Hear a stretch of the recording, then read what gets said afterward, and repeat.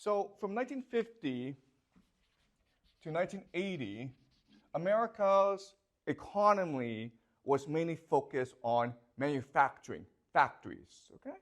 So manufacturing as a share of GDP was 40%. It made 40% of profits, okay? And it employed 30% of the workforce. So during World War II, America had a lot of factories to produce weapons. And after World War II, these factories produced consumer goods, cars, electronics, to sell to the world. And this made the American workers the wealthiest and most well-educated middle class ever in human history. If you were a factory worker from 1950 to 1980, you had a really good life. You worked 40 hours a week. You had health insurance. You could buy your own house. Your wife didn't have to work. You could have 3 to 4 kids. You could have 2 cars. Every year, you could go on vacation to some place nice. You could eat out once a week. And then you retired and had a very good pension.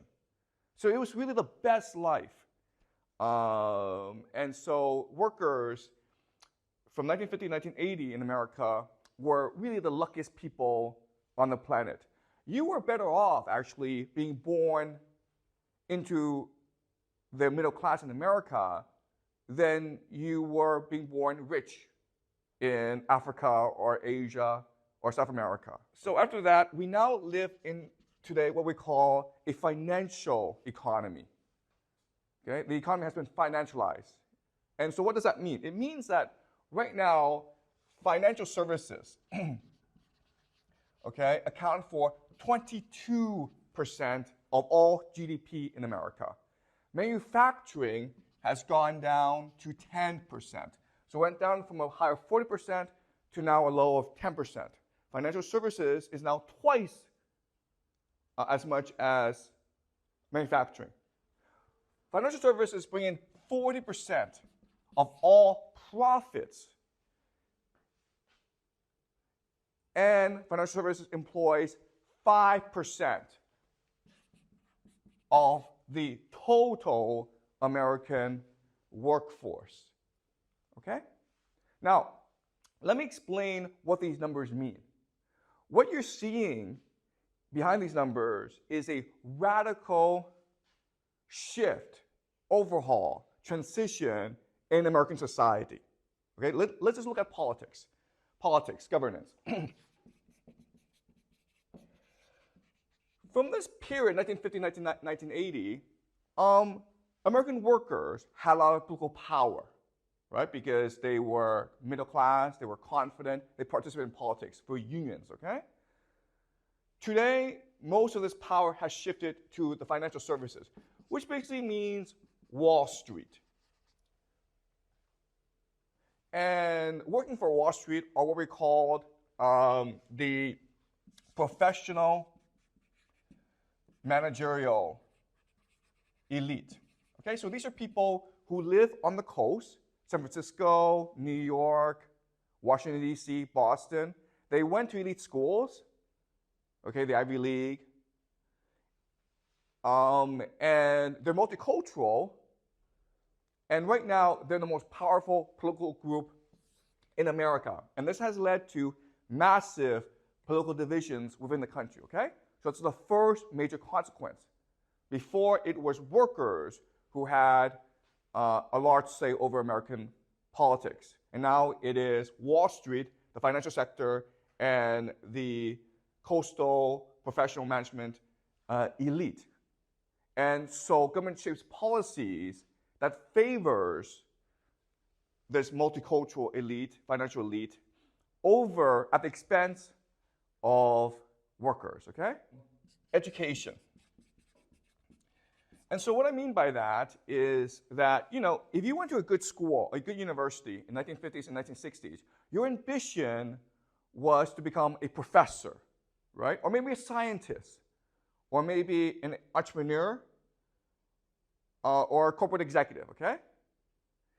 Nowadays, most people who graduate from these top schools all want to go where? Wall Street, and that's it, okay? Why? Because you make more money on Wall Street than anywhere else. Okay? So you're talking about these PhDs in statistics and artificial intelligence who should be working for IBM, developing the latest technology, right? Instead, they're on Wall Street working for a hedge fund, gambling with other people's money. Okay, so basically the economy has gone from one that is productive or creative to one that is entirely speculative. Okay? So remember that the financial services, all it does is take people's money and gamble with it or invest in it to make more money. Okay? It's not actually productive. It's all it is speculative. And then you look at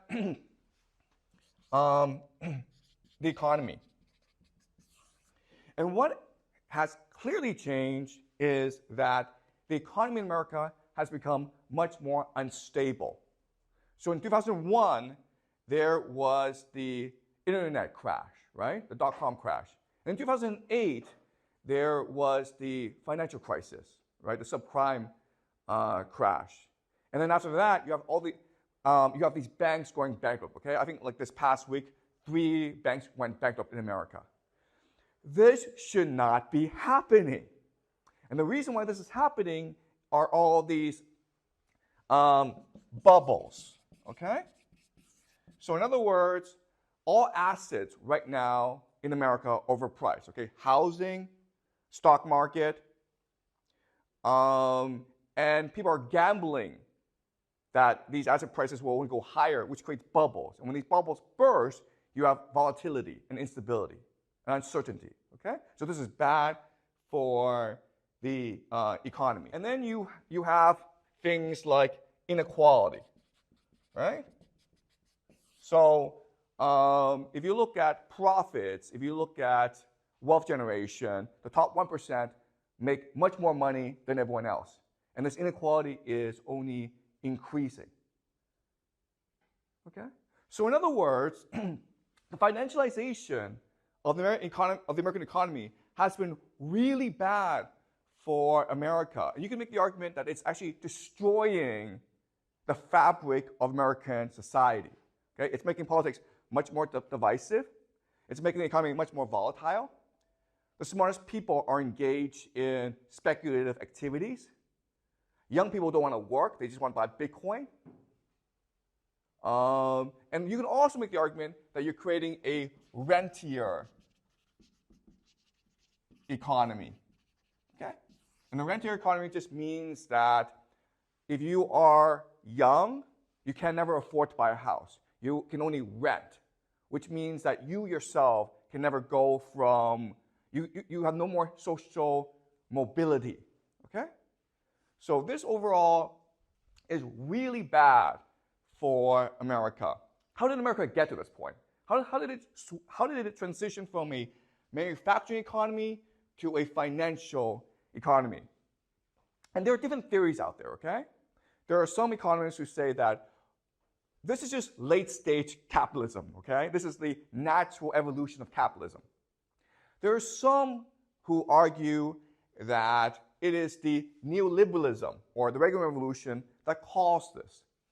Okay, when you cut back the role of government, when you emphasize free markets, then